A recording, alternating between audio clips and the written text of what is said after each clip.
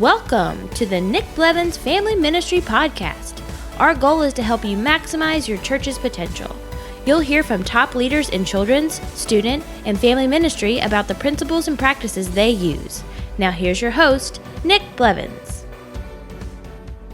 What's up, everybody? Welcome to episode 217 of the podcast. In this episode, we have Kelly Stockdale talking about how to reevaluate your volunteer foundation. So a lot of things have certainly changed. There's probably a lot of things still right now that are not like they used to be in your ministry. Maybe you're not meeting in person. Maybe you're meeting in person, but getting 25% of the attendance. A lot of your ministry is online. It's a great chance to reevaluate your volunteer foundation. And some of that you may have to do anyway, because you may not have the same number of volunteers and the same structure and the same plans that you had pre-COVID. So Kelly talks about how to reevaluate that volunteer foundation. Before we jump into that, I want to let you know that there's a great solution for putting digital signage on your TVs in your ministry. I use this at our church. A lot of my friends use it. You can use it for digital signage. Think like a TV in the lobby, and then you manage the content that's put on there. You can also use it for in classrooms with kids. For whatever your environments look like, you can put content on there. Like our church uses ProPresenter, but there are certain preschool rooms where we don't need a full-blown ProPresenter set up with a computer and the whole deal and putting the queue together and running it. And so we use this in there just to allow leaders with a remote to play 3-4 videos or even bump over and they can play music, all that kind of stuff. And I just love this solution. You may have heard of something like this that's similar called Playlister. That's one solution that's out there. This is a different one that's much cheaper. It's half the price. It runs on Amazon Fire Stick, which is great because that's obviously really affordable. In fact, they just came out with like an Amazon Fire Stick Lite that's even cheaper. So it's an app on there. You manage it on your computer through a website, and it's just a great resource that a friend of ours put together. If you want to check it out, just go to ministryboost.org/screens, and you can sign up there to get one free screen and give it a shot. And we can also give you some help. Just reach out if you need some help putting that together. We're going to put together kind of a course or some videos to really walk through how to set that up and implement it in your church, because it is a really great solution. We're using it for all of those things in my church now, probably on like 25 TVs. And so it's been a great thing. So you can check that out at ministryboost.org/screens. But let's listen in now to Kelly Stockdale talking about how to reevaluate your volunteer foundation. So today we're just going to talk a little bit about just that foundation that we need to lay for our volunteer culture. During this season, we know that there's a lot of unknowns. There's a lot of questions that we're asking ourselves as leaders. Some of those are like, when do we begin meeting? How do we begin meeting? We're not meeting right now or for the foreseeable future. What do I need to be doing? And I know for us currently, we are meeting, our adult worship service is meeting in person, but we have not launched our kids' environments yet. So our students are meeting on Wednesday nights. And they're meeting outside, and our kids have not started meeting in the building during our adult worship services yet. And we are looking at that, the timeline of that possibly being in January. So recruiting volunteers, that always needs to be at the top of our list of priorities. But oftentimes we tend to put the cart before the horse. We rush into recruiting volunteers before we've actually laid the groundwork for our volunteer culture. And if we want volunteers to really stick with us for the long haul, then we're going to need to put in the work of building those structures and policies that our ministries need. So if you're unorganized and you don't have a foundation of systems for your volunteers, then honestly, you're probably not honoring your volunteer and their time and their talent. And very practically, you're probably frustrating them. And so during this season, it really is the perfect time to evaluate certain areas in regards to volunteers and take an honest look at what needs to be overhauled, changed, or even added to. And so there's a big, long list of things that we could look at as far as different systems and structures and procedures that our ministry needs to put in place. But here's just a few items that you may want to think about addressing before you begin recruiting to your ministry when you begin to meet again. The first one always, and the most important, is vision. Allison talked about it. It really is the greatest resource that we have is our ability to cast vision. before we can even recruit volunteers, we have to land on the what and the why of our ministry and our volunteer roles. It's really, when you think about vision, it's that compelling elevator pitch that explains to our potential volunteer the vision of our ministry and their role in it. And vision really has to address a problem that you have. So the vision has to address a problem and provide a solution. And one thing that COVID really revealed to us at our church, and maybe your church might be like this too, is that we had a discipleship problem. Our people really relied too heavy on what they received from us in our environments. Even though we, with the adults, kids, and students, really tried to teach them about feeding themselves spiritually. And even though we spoke the language that a parent is the primary spiritual influencer in the life of a child, we really found that after a couple of weeks of watching their kids worship and teaching online, that really only a few of them were really making it a priority. And don't even get me started on the activities we were providing. I'm sure some of you have felt the pain of this, that after about a month, that had very low participation in that as well.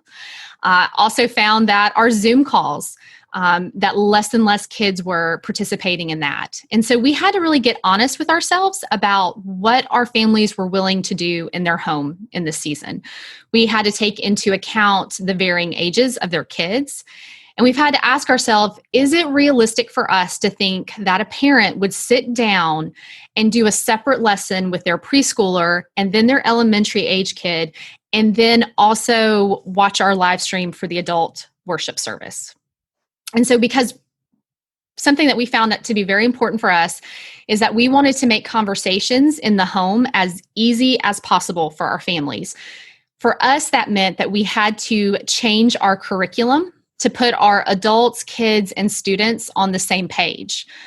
We've really had to swing into, now that we're meeting in person, and then also we're still live streaming, of course, we've had to change our services to be very family friendly. And we have to where that now we have a section in our service that has a kids worship song and a 5-minute teaching video. And oftentimes we're showing the elementary age video because we feel like we can somewhat hit some of those older preschool kids. We give the age-appropriate curriculum to the families as they walk in, and we're giving them activities and coloring pages to go along with the lesson, and we have them seated at tables in our worship room. And then for our families staying home, they can still find all of these items on our website, everything from worship videos, kids teaching videos, and activities. We wanted our worship services really to be a one-stop shop for parents. Now in this season, our 3rd through 5th graders are meeting at the park for small group to discuss the curriculum, and our students are having small groups that meet on Wednesdays, and they're discussing the teaching from Sunday. And if they missed it, they can go to the podcast or the live stream to watch it. For us, that's what's working in this disconnected season. Is this always going to be our approach moving forward? I don't know. But there will be things that we definitely incorporate from this season moving forward, because we've identified that discipleship is important, and equipping adults, students, and kids to feed themselves spiritually and making it as easy as possible for parents to have conversations is important to us. And so we're going to incorporate that as an integral part of our vision for Next Gen moving forward. And so after you've sort of thought about your vision, about why you're doing what you're doing, then you really need to ask yourself, are some of your systems and processes streamlined to make your vision sharp and clear? And so here's just a few things that you may need to look at and reevaluate. So your volunteer job descriptions. Job descriptions are important for every volunteer to have. In a job description, you are basically laying out what is required of that volunteer for that role. And that those volunteer descriptions can be for coaches, small group leaders, your check-in desk volunteer. And so you have to ask yourself, and include this in that description, is how much time is your volunteer committing to the role? What will they do in this role? And a volunteer's job description may look differently in this season. Maybe they don't have Sunday responsibilities right now, but you're asking them to meet in a park at a different time. Maybe it's a video call for their small group.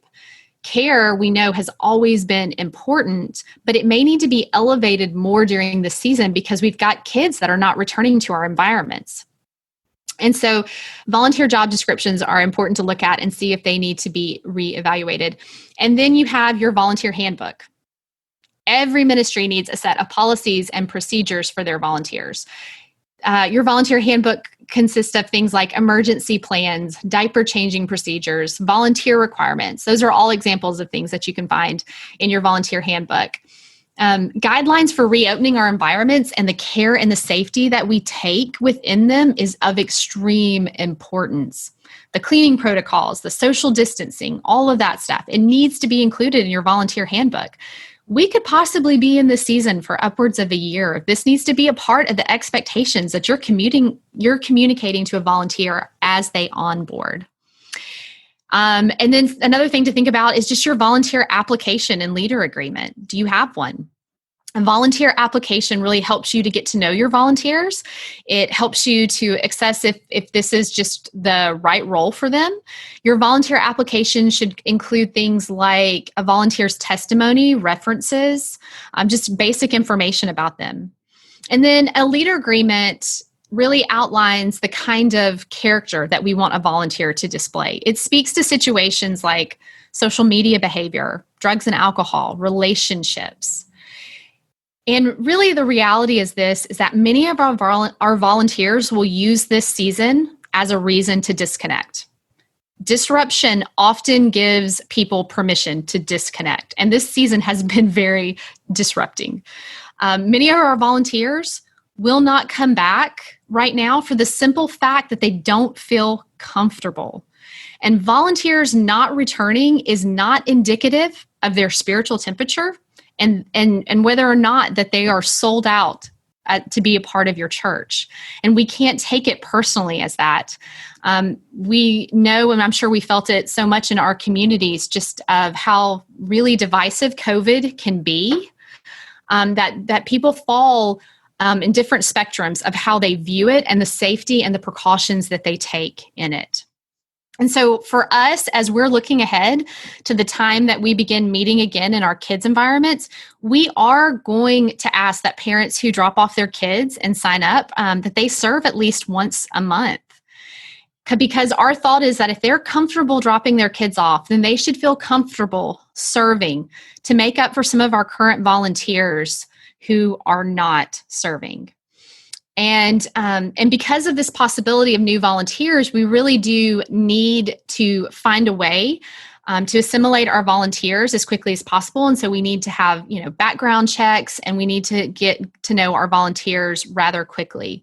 And the volunteer application really gets to the heart of anything that could disqualify them maybe from serving in that volunteer position, or the leader agreement. A volunteer may look at that and they may disqualify themselves when they see our expectations in the leader agreement.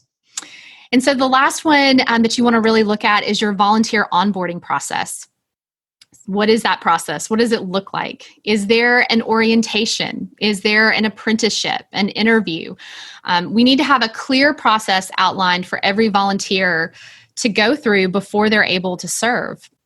And because of the lack of participation from current volunteers that you may encounter as you reopen, onboarding new volunteers needs to be a fairly quick process. You may find that a less bulky, streamlined process that gets new volunteers assimilated as quickly as possible is really needed.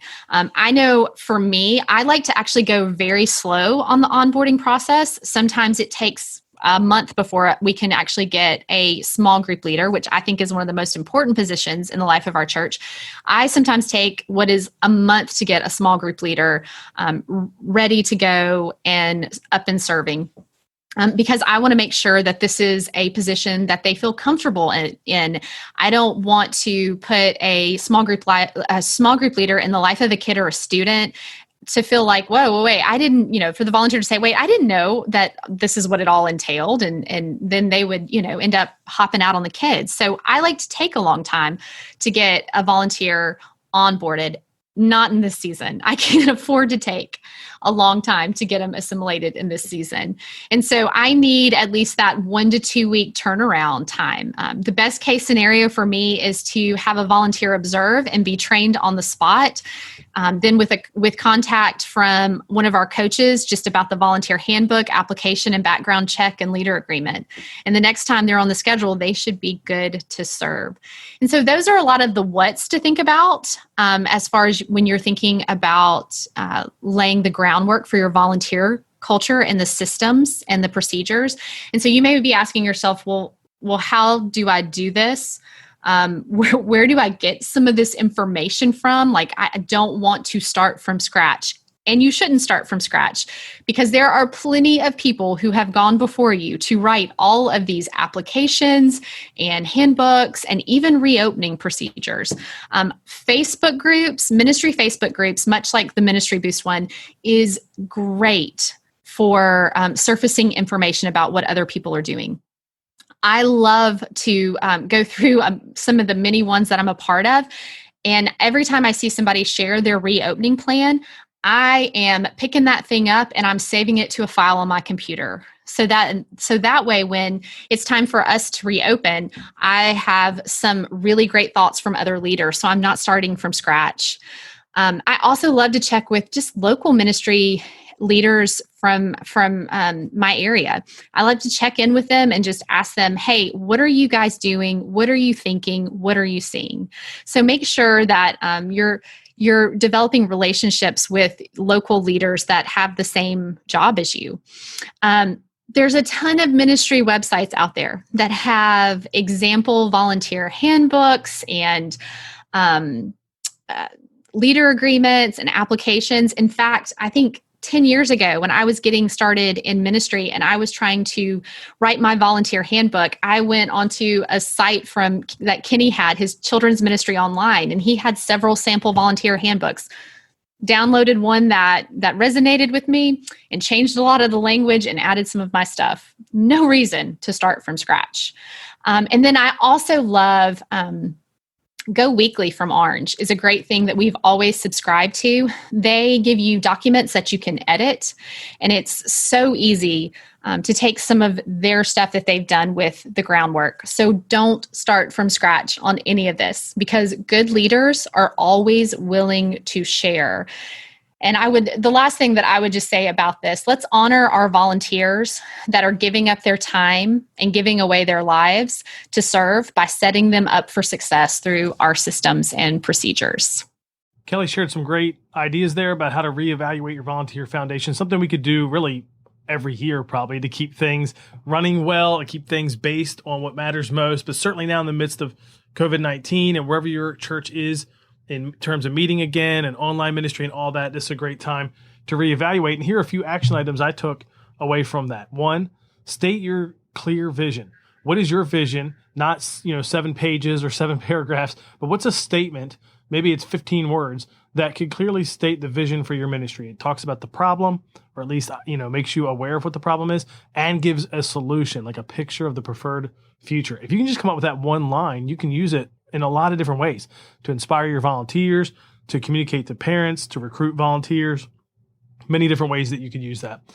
Action step 2 would be to create your volunteer job descriptions if you don't have some, or maybe they just need a refresher. You can go to nickblevins.com, search volunteer job descriptions. You can download all of ours from my church, our children's and student ministry if you'd like. And then the third thing is your onboarding. Work on your volunteer onboarding process. I hear a lot of churches where they would say, if 10 people sign up to volunteer, they only end up getting about 3 or 4 through the onboarding process. They're losing 50, 60%, and that's just crazy. You know what I mean? It happens, but that's because you don't have a good volunteer onboarding process. We get 9.5 out of 10 people, maybe more than that, that sign up for everybody. And I'm not talking about, recruiting. That part is going to be a much lower percentage, right? For every 100 people you talk to, you might only recruit 7 or 12 or something like that. But once they've said yes and they're into the onboarding process, you should be keeping 95% of them through there. So work on that process. Again, I have some documents and files in the process and things like that we use at our church with our kids ministry that you can get at nickblevins.com as well. You can get all the links and notes at nickblevins.com/episode 217. That will also give you a link to Volunteer Bootcamp, which is what these conversations were from. You can get notes there. You can watch videos of these sessions if you would like. So you can get all of that at nickblevins.com/episode 217. In the beginning, I mentioned the screens option for digital signage for content in some of your rooms and your ministries, and how it's a great alternative to something like Playlister. We're using it in my church on 25, 30 TVs, something like that. Just go to ministryboost.org/screens to check that out. So thanks for listening, and I'll catch you next time on the Family Ministry Podcast as we talk about shepherding volunteers through challenging times. See you then. Thanks for listening to the Nick Blevins Family Ministry Podcast. We hope this helps you maximize your church's potential. We would love to hear stories of how you apply what you've learned. You can do that by leaving a comment on iTunes or in the show notes at nickblevins.com.